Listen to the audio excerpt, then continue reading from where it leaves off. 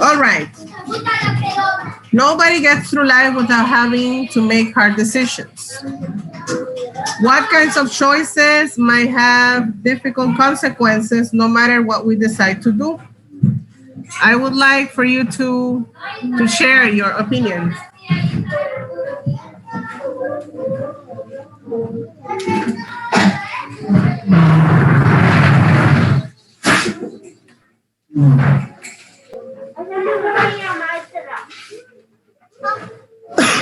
No. Me? Uh-huh. Like for example, when we choose like a type of job, Okay. the consequences like working hard, the time you have to spend like learning all the stuff you have to do. All right. Gabriela, what hard choices do you think have consequences no matter what you decide to do? I don't know, like deciding what type of things you want to do in the future.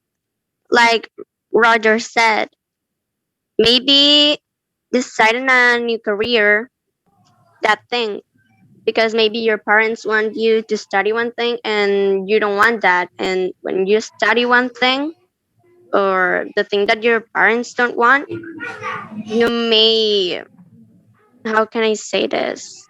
Make them mad or sad no matter what. Okay, very good.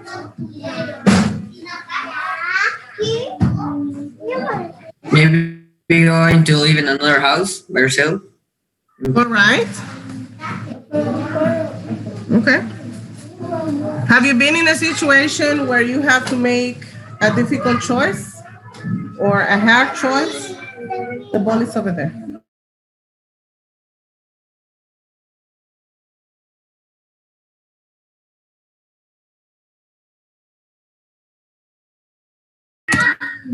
Never? That one time that we have to dance for the Independence Day, that I have to be in front of the line. That was I I went in front, but that was a little bit of a shame, embarrassing in front of the people. Okay. Okay, Omar, Cindy Calix, Daniela Erazo are not in class. Isa Cordova is not in class.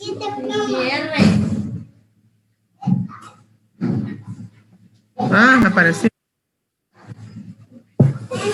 Isaac Cordova. I know Josue has problems with the camera. Try to fix that, Josue.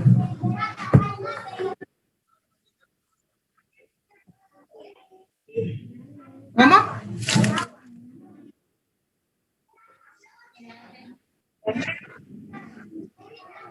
Okay. Okay, in this story, we are going to go over the third person limited point of view. Like the omniscient narrator, the narrator of a story written from the third person limited point of view stands outside the action and refers to all the characters by names, us, or as he or she. Unlike the omniscient narrator, however, this narrator zooms in on the thoughts, actions, and feelings of only one character. We almost never know what the others are thinking. This point of view is popular with modern writers because it combines the possibilities of the omniscient point of view with the intense personal focus of first-person narration. In the called equations, the third-person limited narrator provides a calm voice in an increasingly tense emotional situation. Now we have the vocabulary development. Let's see. Suniga, do you have your book? Yeah, but what page is it? Page 197.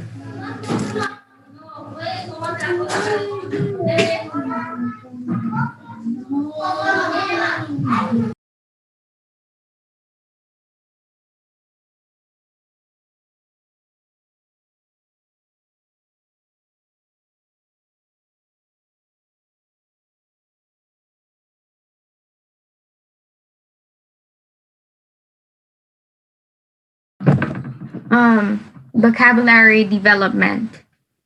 Inert. Accustomed to something difficult or painful. Increments. Small increases. Recoiled.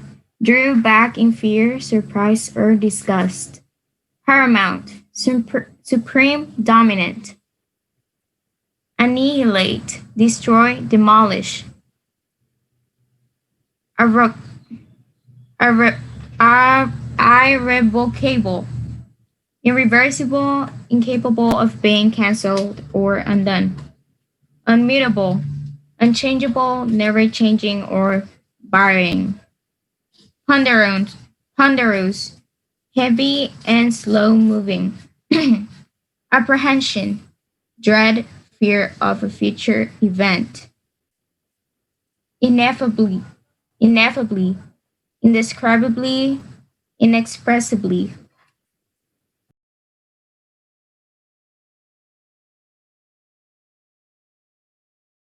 Thank you, Emily.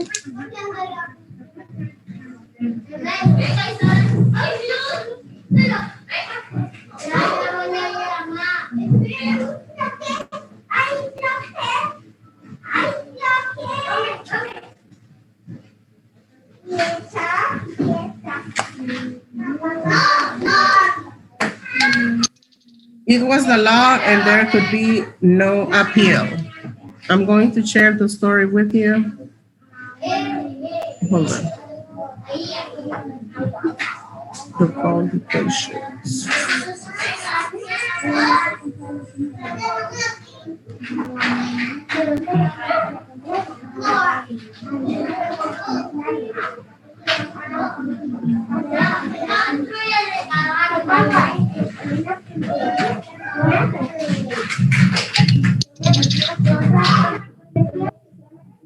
Okay. The called equations appeared in the August 1954 issue of Astounding Science Fiction. I can do no better than John Campbell's original preface to this story. The frontier is a strange place, and the frontier is not always easy to recognize.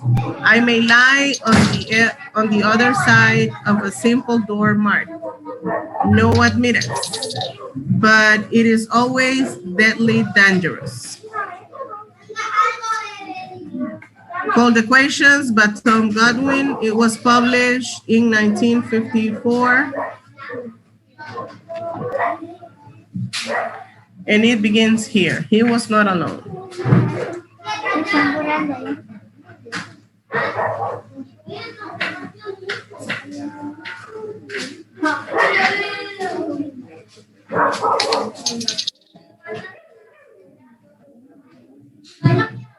Let's start the reading, Diego, up to where it says meet. Hasta ahí. He was not alone. There was nothing to indicate the fact but the white hat of the tiny gauge on the board before him. The control room was empty but for himself. There was no sound other than the murmur of the drives. But the white hand had moved. It had been on zero when the little ship was launched from the stardust. Now, an hour later, it had crept up. There was something in the supply closet across the room. It was saying, some kind of a body that radiated heat. It could be but one kind of a body, a living human body. He leaned back in the pilot chair and drew a deep, slow breath, considering that he would have to do. He was an EDS pilot, inured to the sight of death. Long since accustomed to it and had to viewing the dying of another man with an objective lack of emotion. And he had no choice in what he must do. There could be no alternative, but it required a few moments of conditioning for even an EDS pilot to prepare himself to walk across the room and coldly, deliberately take the life of a man he had yet to meet.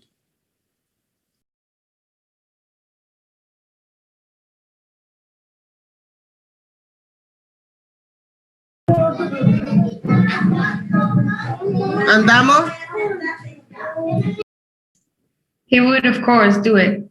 It was the law, stated very bluntly and definitely in Green Paragraph L, Section 8 of Interstellar Regulations. Any stowaway discovered in an EDS shall be jettisoned immediately following discovery. It was the law, and there could be no appeal. It was a law not of men choosing, but made imperative by the circumstances of the space frontier. Galactic expansion had followed the development of the hyperspace drive, and as men scattered wide across the frontier, there had come the problem of contact with the isolated first colonies and exploration parties. The huge hyperspace cruisers were the product of the combined genius and effort of Earth and were long and extensive in the building. They were not available in such numbers that small colonies could possess them. The cruisers carried the colonies to their new worlds and made. Please, can you move the mouse, please? No, just to remove the thing que dice copiar.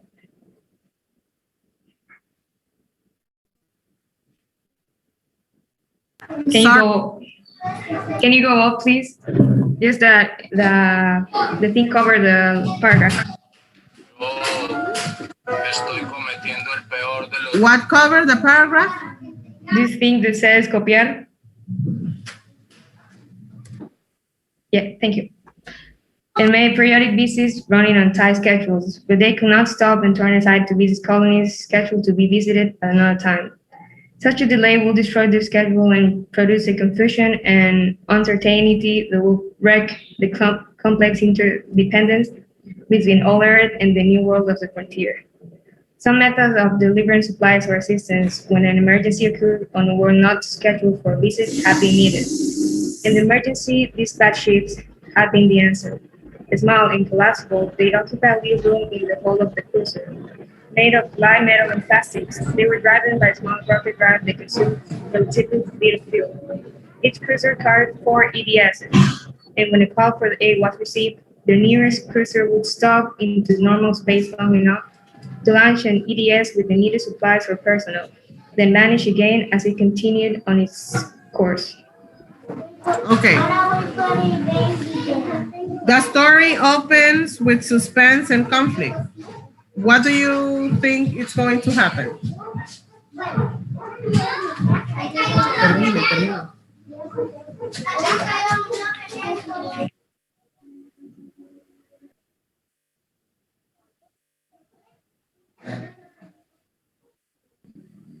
That's something. Can I say something bad? Sorry? Can I say that something bad is about to happen? Like, Okay, you can. well, that something bad is about to happen is telling me what could go wrong. Okay. What questions do you have about the story's basic situation and the details of the setting?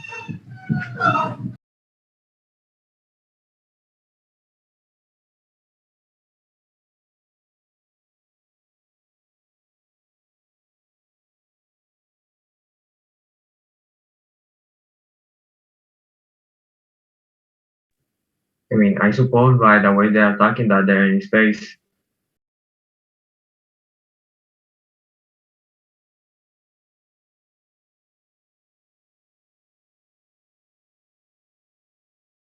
And by the basic situation, that's that there's someone in danger, the narrator has to say that someone.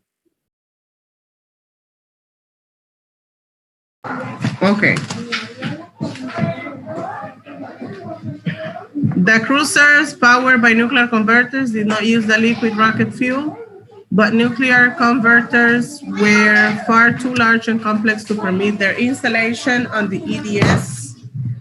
The cruisers were forced by necessity to carry a limited amount of bulky rocket fuel, and the fuel was rationed with care. The cruiser's computers determining the exact amount of fuel each ETS would require for its mission. The computers considered the course coordinate, the mass of the ETS to mass of pilot and cargo. They were very precise and accurate. and omitted nothing from their calculations. They could not, however, foresee and allow for added mass of a stowaway. Continue the reading. Celeste? Stardust had received the request from one of the exploration parties stationed on Rodin. The 6 men of the party already been stricken with the fever carried by the green calamities and their own supply of serum destroyed by the tornado that had torn through their camp. The Stardust had gone through the usual procedure, dropping into outer space to launch the EDS with the fever serum, then vanishing again in the hyperspace. Now, an hour later, the Gotch was saying there was something more than the small carton of serum in the supply closet. He let his eyes rest on the narrow white door of the closet. There, just inside, another man lived and breathed and was beginning to feel assured that discovery of his presence would be now too late for the pilot to alter the situation. It was too late. For the man behind the door, it was far later than he thought, and in a way he would find it terrible to believe. There could now be any alternative. Additional fuel would be used during the hours of deceleration to compensate for the added mass of the stowaway. Infinitesimal incre- oh my gosh, I got lost. Infinitesimal increments of fuel that would not be missed until the ship had almost reached its destination. Then, at some distance above the ground, that might be as near as 1,000 feet or as far as 10,000 of feet, depending upon the mass of the ship, a cargo the preceding period of deceleration. The unmissed increments of fuel will make their absence known. The EDS would expend its last drop of fuel with a sputter and go into whistling free fall. Ship and pilot and a stowaway would merge together upon impact as a wreckage of metal and plastic, flesh and blood, driven deep into the soil. The stowaway had signed his own death warrant that he concealed himself from the ship. He could not permit it to take 7 others with him.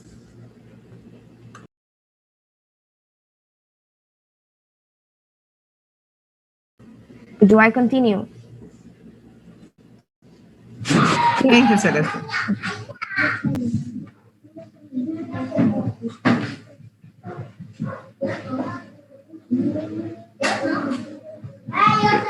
Alejandrina, can you help us?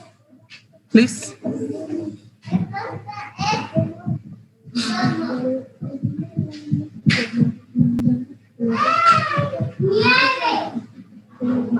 Can you point me where was the last, where should I start? Where Celeste left us.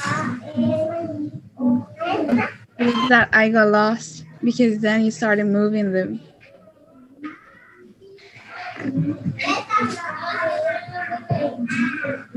Isaac, maybe you can help us?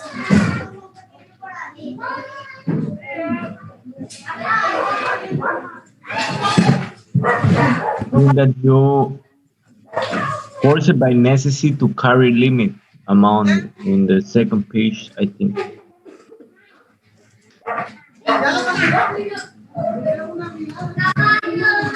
Dale.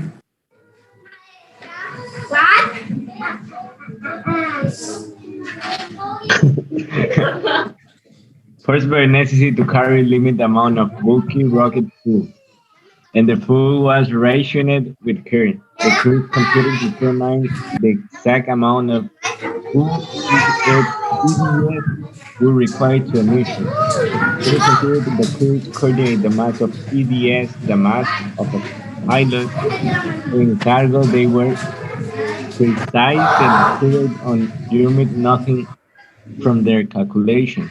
They could not, however, persist and allow for other mass survey.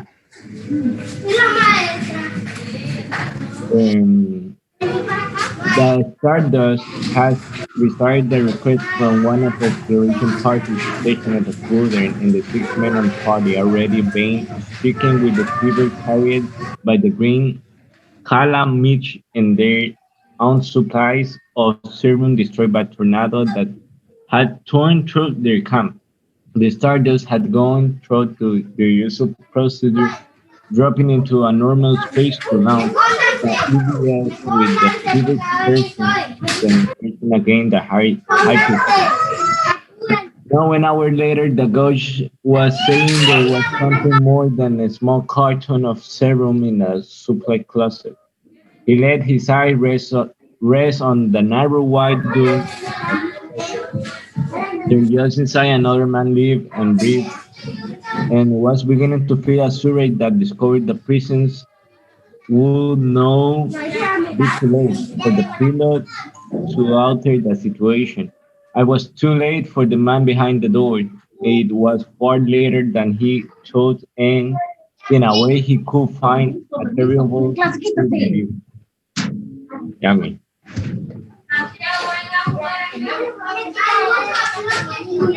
Okay.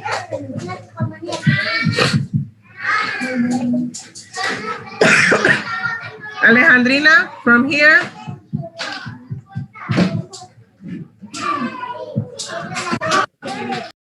Come on, come out. His command was harsh and abrupt, above the murmur of the drive.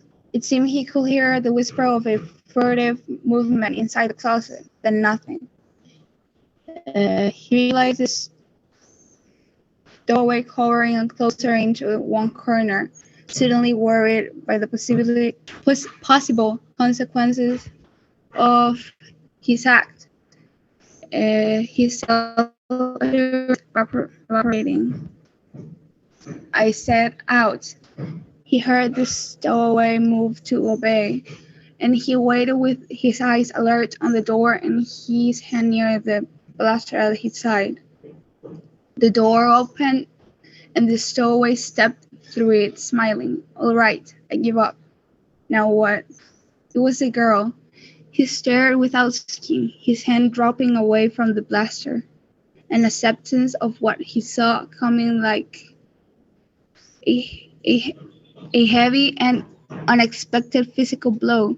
The stowaway was not a man.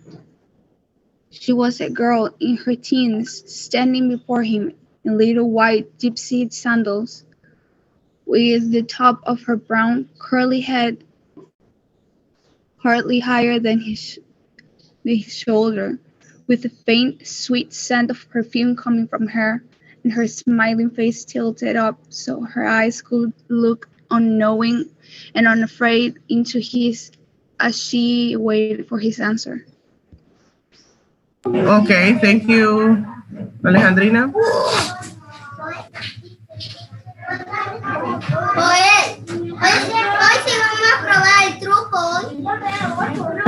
Okay.